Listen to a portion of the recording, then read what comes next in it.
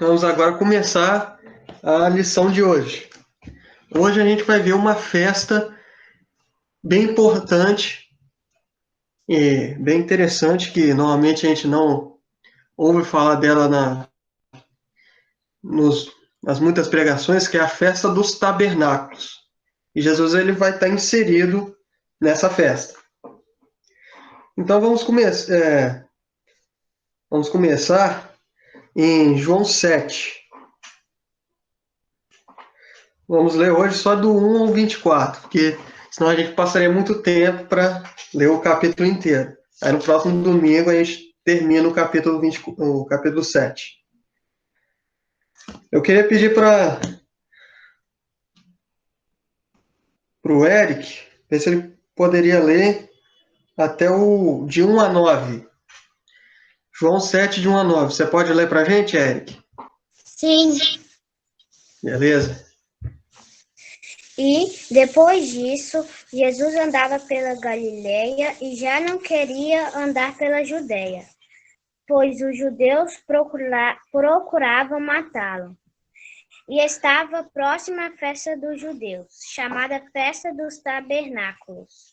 Disseram-lhe, pois, seus irmãos, sai daqui e vai para a Judeia, para que também os teus discípulos vejam as obras que fazes. Porque não há ninguém que procure ser conhecido, que faça coisa alguma oculto. Se fazes essas coisas, manifesta-te ao mundo.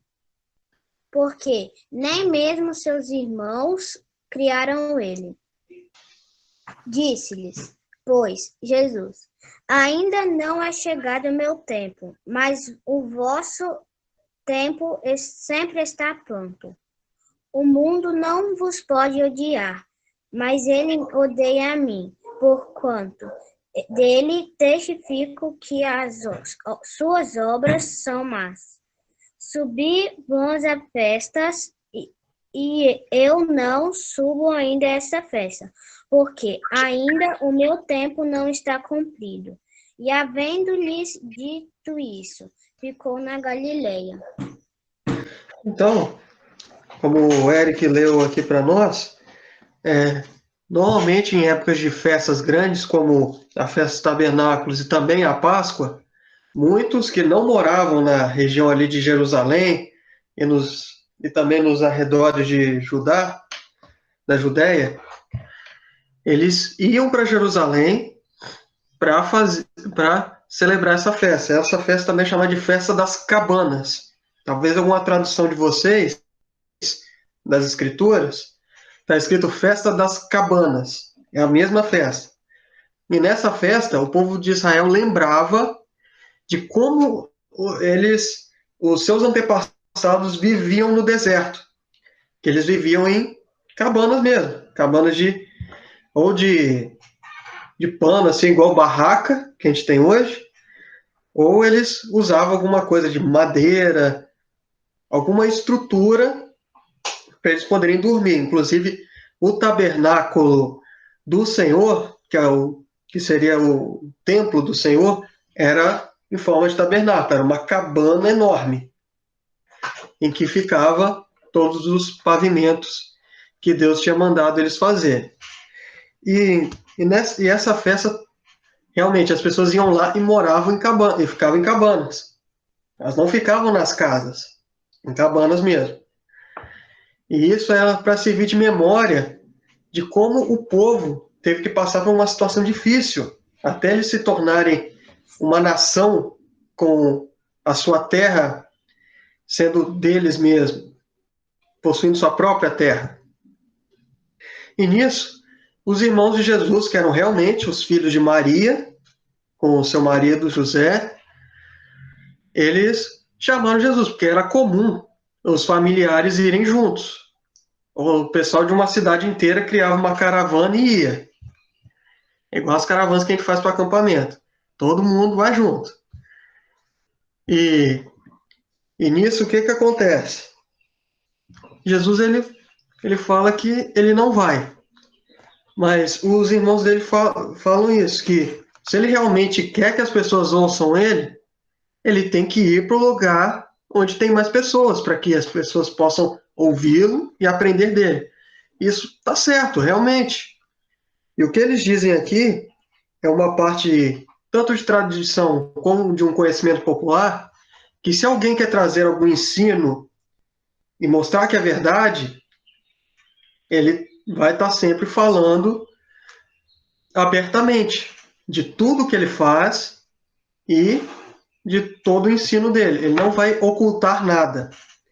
E as pessoas que fazem coisas em oculto ou escondido, elas estão fazendo práticas erradas.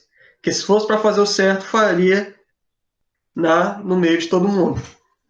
E esse é um pensamento comum na época. Não estou falando que está errado, eles não estavam errados no pensamento deles. Mas Jesus ele tinha outros planos. Porque Jesus sabia que muitas pessoas em Jerusalém procuravam matar ele.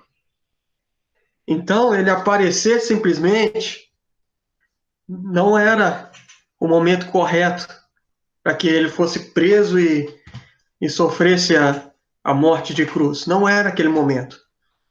Então, Jesus, ele, sabendo dessas coisas, ele não foi. E nós vamos ver o que Jesus fez depois.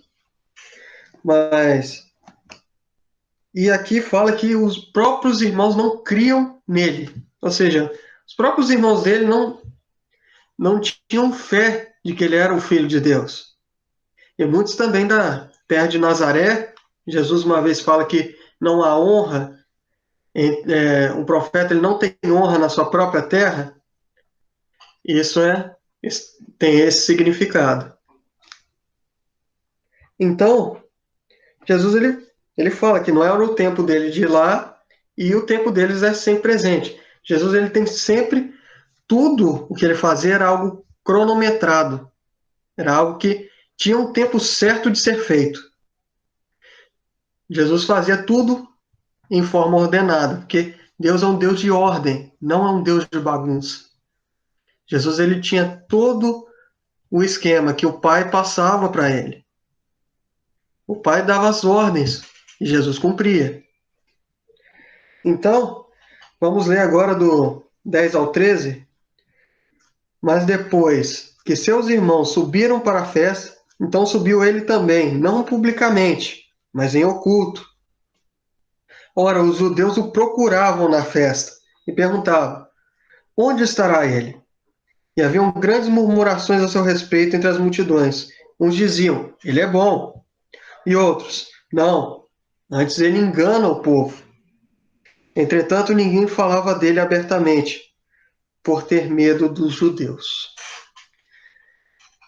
Então agora nós vemos que Jesus ele vai para a festa realmente, só que ele vai em oculto. Ele vai sem que ninguém percebe que ele está lá. Muitos pesquisadores, historiadores falam que nessa parte é uma demonstração que Jesus ele não tinha uma aparência que distinguia ele muito das outras pessoas. Eles falam que Jesus provavelmente tinha uma aparência comum e que ele não era um homem muito alto, não era um homem muito baixo, era um homem provavelmente mediano, de uma altura mediana, que ele tinha uma aparência que não chamava atenção inicialmente. Era como se ele fosse um judeu comum. Essa era a aparência do Senhor Jesus, que as pessoas associam a ele. E no Antigo Testamento existe um escrito que eu não me lembro onde está, mas a gente pode procurar depois, que ele não tinha nada de belo nele, não tinha nada que chamava atenção para ele. Ou seja, o que Jesus tinha que chamava atenção eram suas palavras, eram seus atos, não a aparência dele. Ele não tinha uma aparência que chamava atenção ali.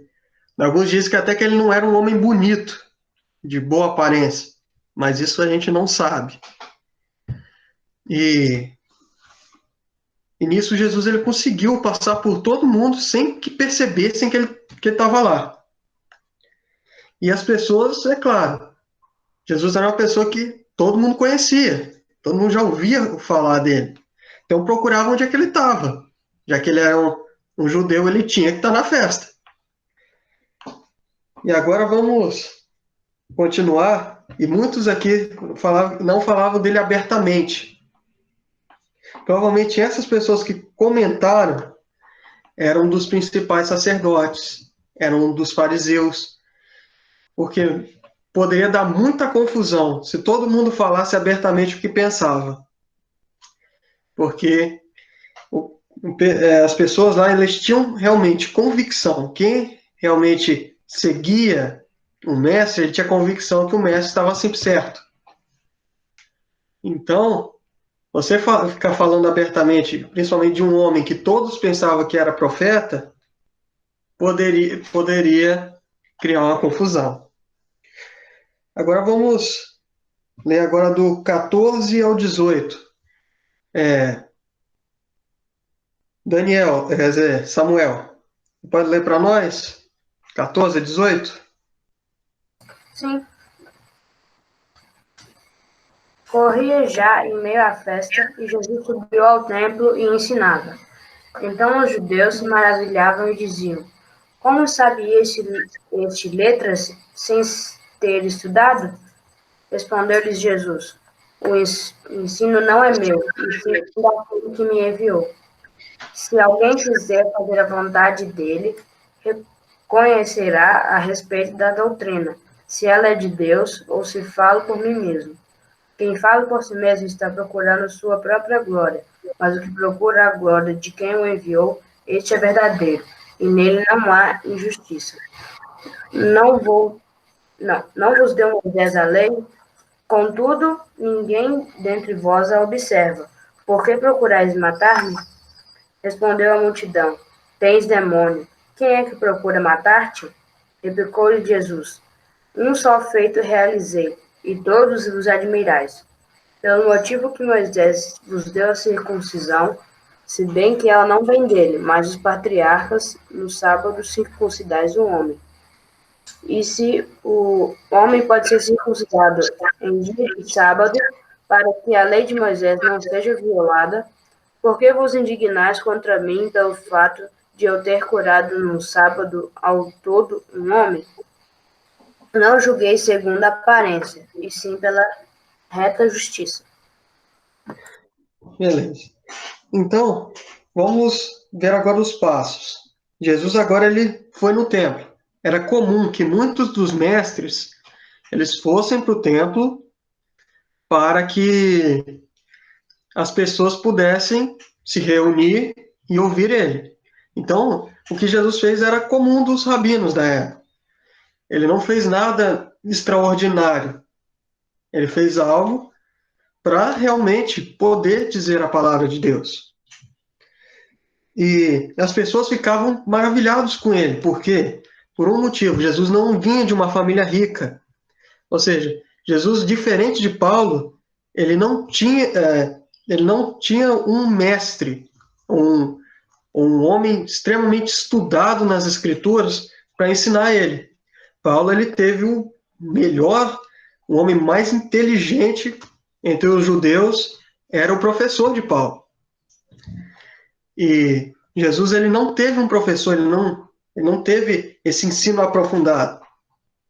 Por mais que muitos dos jovens, tanto galileus como judeus, eles tinham um ensino básico, tipo, como recitar alguns versículos, alguns versos da Torá, que é o Velho Testamento. Muitos eram ensinados, inclusive talvez o ensino que José deu para os outros filhos e talvez Jesus ouviu, era de recitar alguns versos da Escritura, saber ler, que para a grande parte do mundo greco-romano, muitas famílias não sabiam ler nem escrever. Mas os judeus eles tinham esse apreço um pouco maior para a questão de educação, que eles sabiam que os jovens eles tinham que aprender pelo menos a ler as escrituras, que nem sempre teria um erudito para ficar explicando tudo, para ficar lendo para eles. Então, tinha um ensinozinho básico, mas não tão aprofundado. E o que Jesus demonstrava era um conhecimento extremamente profundo nas Escrituras e também de Deus. E isso, as pessoas, quando olharam para ele, era incompatível com o status social que Jesus tinha. Se fosse um sacerdote falando aquilo, um escriba, eles não iriam nem estranhar. Mas Jesus era um homem simples. Era um homem de poucas posses.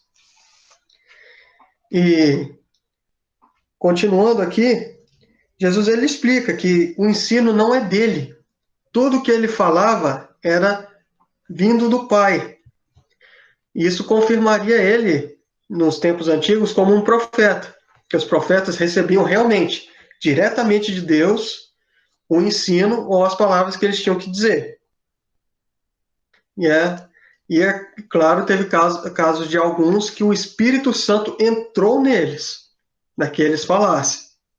E nisso, Jesus mostrou que realmente quem quer fazer a vontade de Deus deveria seguir ele, deveria ouvir seus ensinamentos e ver que ele está falando a verdade. Provavelmente o comportamento que Jesus queria aqui seria o comportamento que Paulo observou naquela cidade, que eu estou me esquecendo o nome, você lembra, Jaci? É a cidade antes de Paulo ir para Atenas. Bereia. Isso. Talvez Jesus queria que eles fossem como os cristãos de Bereia, que eles ouvissem o ensinamento que Jesus dava e observassem nas Escrituras. E isso é um comportamento aprovado até hoje. Por isso que hoje a gente sempre usa os cristãos de Bereia como exemplo. Um exemplo de alguém que ouve e procura e pesquisa para ver se essa pessoa está falando certo ou está errado. Então, Jesus queria que eles ouvissem a doutrina dele e aceitassem.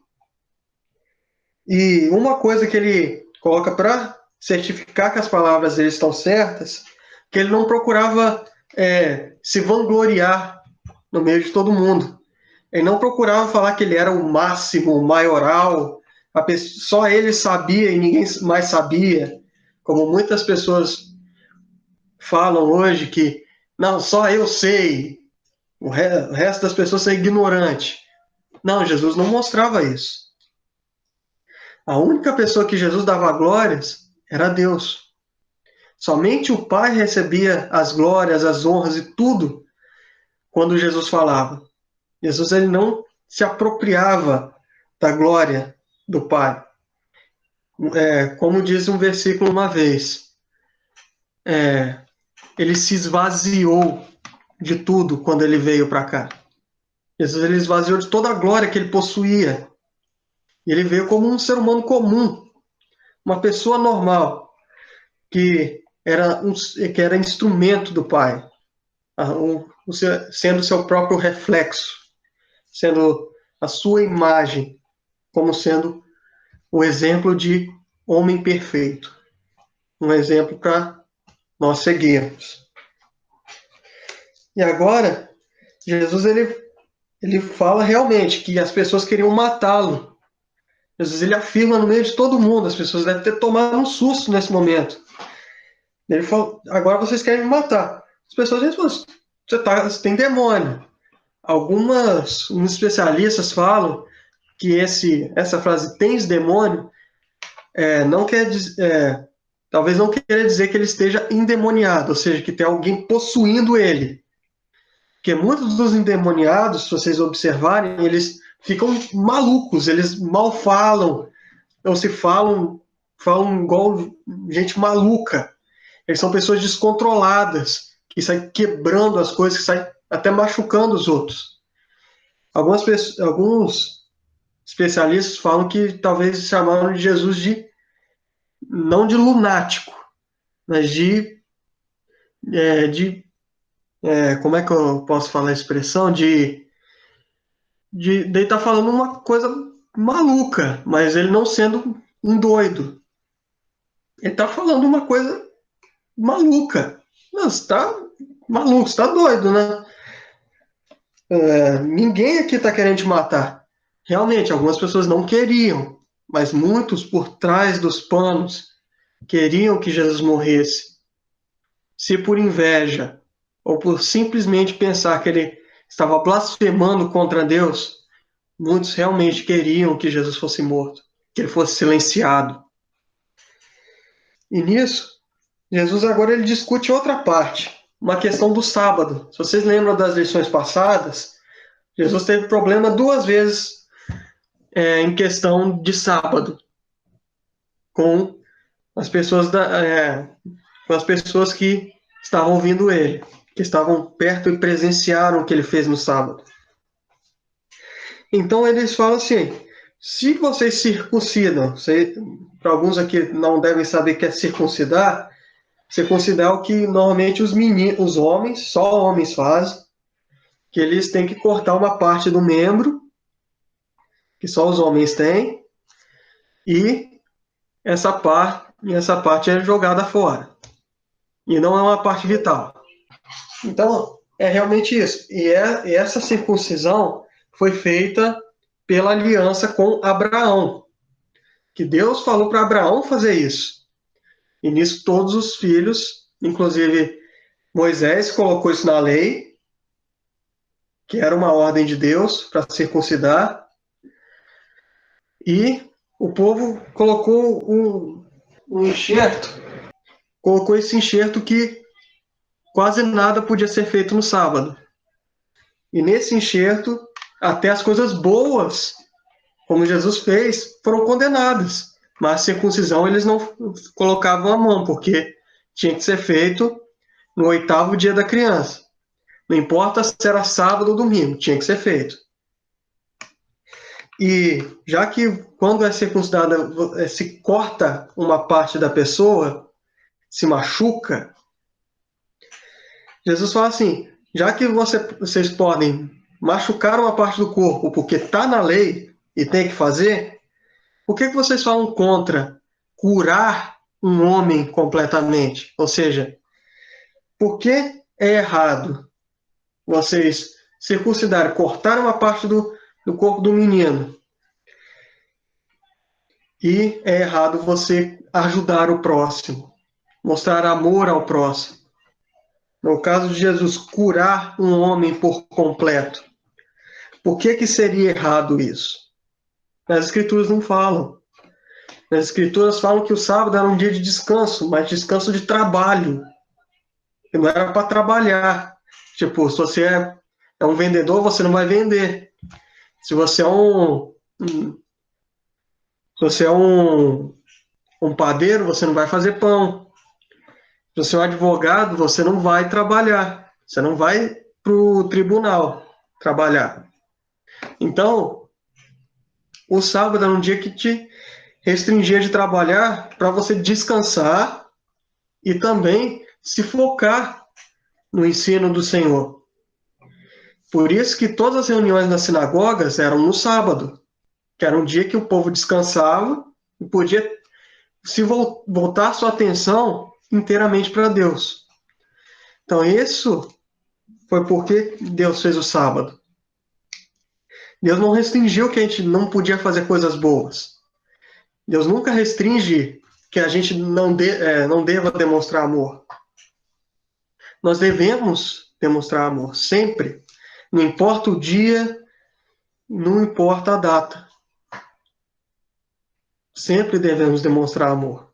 É isso que Jesus está passando aqui. Que eles não deveriam condenar fazer o bem no sábado. E outra coisa que ele coloca: não julgueis segundo a aparência, e sim pela reta justiça. Ou seja, não fiquem olhando para o que parece ser certo ou justo. Porque muitas pessoas, elas gostam de aparentar que são justas, que são pessoas que nunca fazem errado, que nunca precisam pedir perdão a Deus, que tudo que eles fazem é justificado ou pela lei, lei humana ou lei da Bíblia, tanto faz. Muitas pessoas se justificam sendo certas, mas só demonstram isso pela aparência. Por debaixo dos panos, só tem coisa errada. É como diz um versículo das Escrituras, são como os mausoléus. Mausoléu, para quem não sabe, é aquelas tumbas, aqueles sepulcros muito bonitos. Você vai no cemitério, você vê uma tumba, um local onde se enterra a pessoa, e ele é muito bonito. E se ele é muito bonito e grande, se chama mausoléu. E Jesus, ele associou muito dos fariseus a mausoléus. Ou seja, são sepulcros bonitos. São parte até bonita do cemitério. Mas só que dentro tem o quê? Gente morta, gente em decomposição, gente cheia de bactérias comendo sua pele, comendo sua carne. É isso que tem lá dentro. Mas pro lado de fora é tudo bonito. Ou seja, pessoas que só vivem pela aparência. É isso que Jesus falou, ó, não julguem pela aparência, mas pela justiça. Ou seja, observem bem o que, o que vocês estão julgando, ou quem vocês estão julgando. Ou seja, se vocês querem julgar se algo é certo ou errado, vocês têm que ter base no que vocês estão julgando. É a mesma coisa que acontece na igreja. Se a gente precisa falar com um irmão que ele está fazendo alguma coisa errada, a gente tem que ter paciência com ele, falar com amor e ter base no que a gente está falando. Não é falar por simples tradição, mas falar porque está escrito nas Escrituras. E tendo base, você mostra que você realmente está certo. E que aquela pessoa, se ela quer fazer o certo, ela vai seguir o seu conselho, ela vai fazer o que você está falando. Mas se você não tem base, por mais que você esteja certo, essa pessoa não vai te seguir, porque ela vai falar uma coisa. Onde está escrito que eu estou fazendo está errado? A pessoa vai falar isso. Quem disse que eu estou errado? Então, se vocês têm base e mostram para as pessoas, ó, por causa disso aqui, essa pessoa vai, se ela quer fazer o certo, ela vai ser constrangida. Se ela não quiser fazer o certo, ela vai sair nervosa com você. Mas você fez o certo. Você tentou ajudar ele. Se ele não aceitou ajuda, aí é com ele. É problema dele com Deus, porque a sua parte foi feita.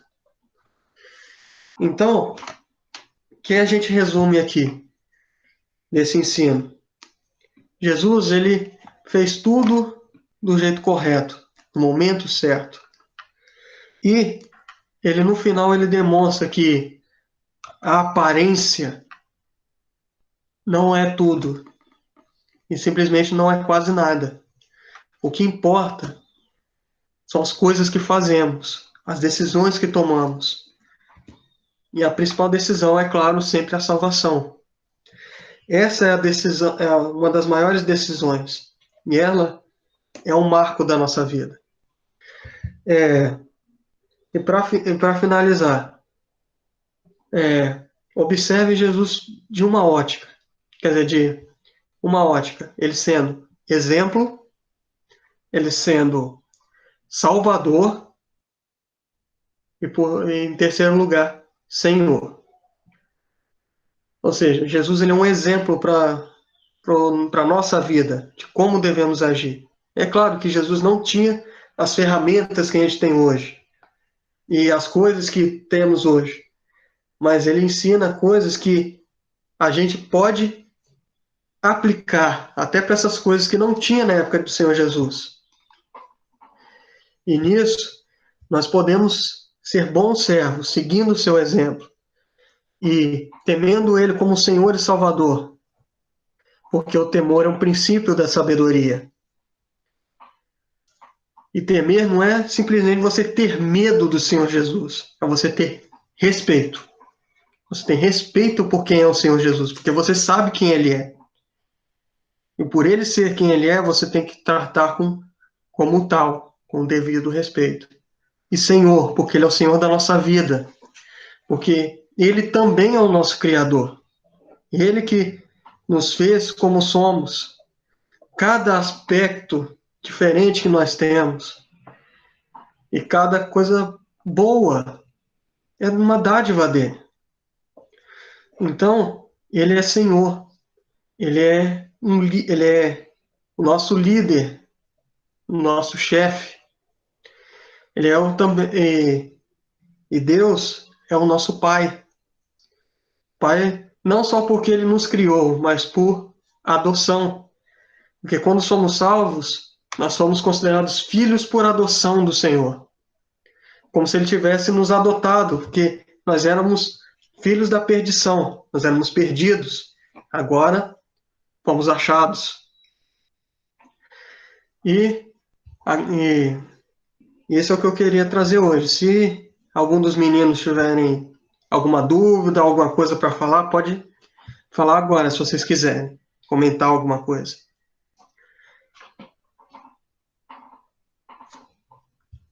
O Jaci, ele pegou na minha orelha esses dias, então eu vou comentar. Porque domingo passado eu falei sobre aquele texto, Jesus falando, comer da sua carne e beber do seu sangue. Eu falei sobre a ceia. Jesus não está falando da ceia do Senhor aqui. Em nenhum momento ele está falando. Eu só associei porque é uma coisa que me lembrou. Que Jesus ele faz essa associação de comer a carne e beber o seu sangue com a ceia. Mas não nesse momento. Ele faz isso na última ceia durante a Páscoa.